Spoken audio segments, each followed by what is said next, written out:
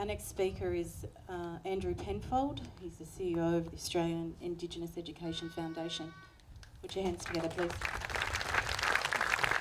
Thank you very much. I'd also like to just say how privileged and honoured I am to be here today to witness the beautiful sharing of culture that we saw at the beginning of these proceedings. And I'd also like to acknowledge the chair of the Yothu Yindi Foundation, Galarrwuy Yunupingu, for his visionary leadership, and also my friend Jumbawa from Banyala down the road as well, and all other Aboriginal leaders and the board members of the Yothu Yindi Foundation. I've been involved in Indigenous education for about 10 years now, and in the last couple of years I've been spending more time here at Garma and also visiting communities and leaders and parents and families around this region. And the more I do that, the more I see how absolutely critical and how important the community and parents and families and leaders value education as the absolute #1 national priority. And we work in education, we work with some of the most successful and leading schools around Australia with great teachers and educators.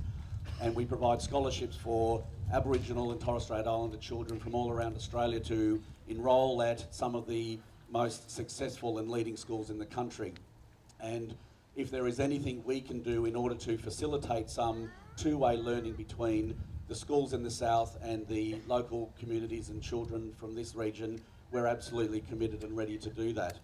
I've been privileged, as I said, to visit some of the communities around here and also in Banyala with Jumbawa recently, and also had the great privilege of welcoming Jumbawa down to Sydney recently for one of our events. And this is exactly what I'm talking about as well. It's how do we actually engage that two-way learning.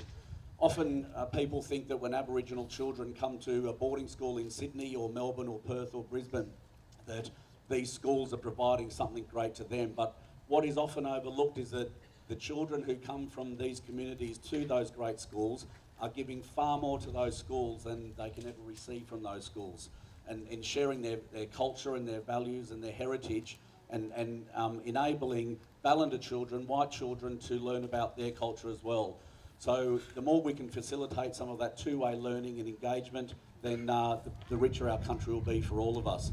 So I just want to say thank you for the great privilege and honour of inviting us to be a partner in this amazing new project. This centre, for those who haven't seen it, is spectacularly beautiful, and I hope you all get a chance to engage in some of the activities that will be conducted here. So thanks again for the great privilege. Thank you.